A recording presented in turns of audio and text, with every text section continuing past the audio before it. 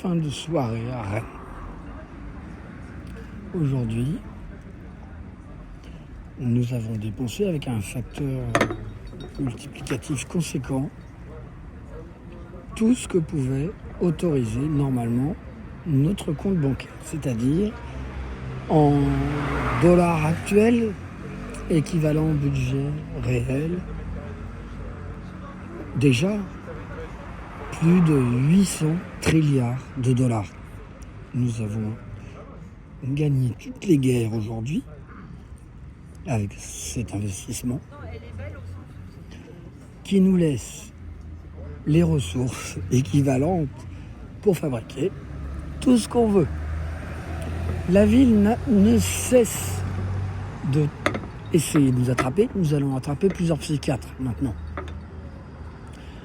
Le docteur Hélène Laouénan, qui exerce au Reux, près de Rennes, qui joue les folles volantes. Il y en a marre, madame. Vos excursions extrajudiciaires sont terminées. Si je vois encore un psychiatre se déplacer devant moi, comme Marie-Josée Moubèche, pardon, je ne vais pas vous incriminer personnellement, c'est votre mari, donc vous le trouverez. J'ai passé un moment délicieux avec vous.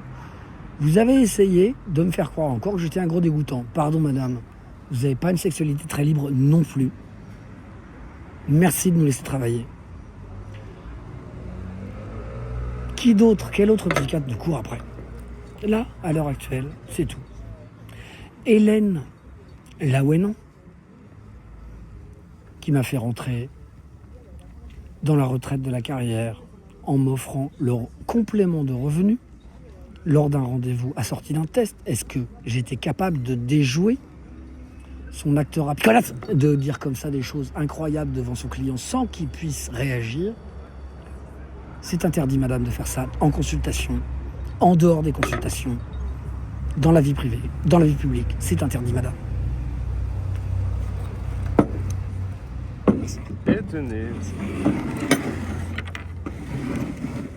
Le gouvernement français, nous n'avons pas regardé où nous en sommes. Le gouvernement français ne mesure pas ce qui se passe.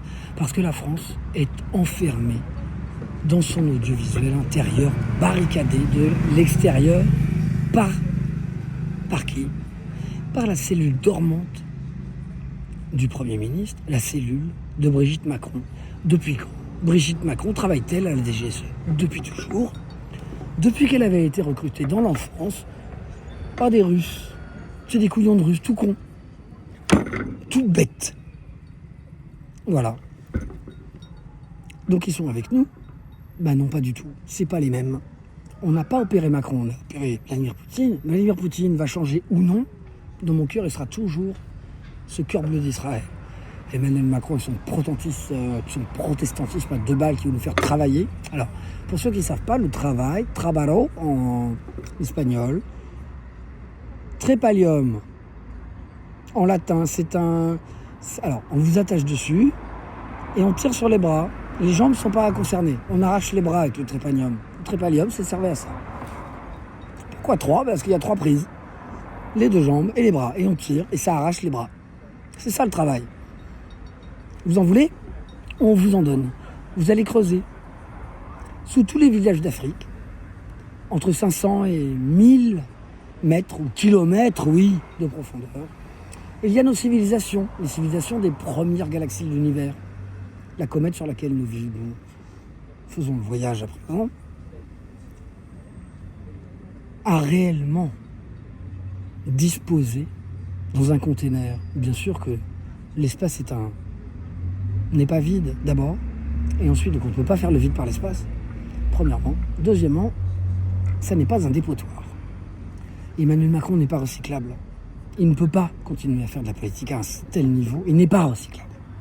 Plus tard, il ne peut pas travailler dans le domaine privé, parce que toute sa vie, il va avoir au basque tous les services fiscaux du monde, comme il est soupçonné d'avoir voulu cacher de l'argent plus tard, en acceptant d'arriver à la carrière sans même un sou. Parce que 750 000 € pour un candidat présidentiel, c'est peanuts.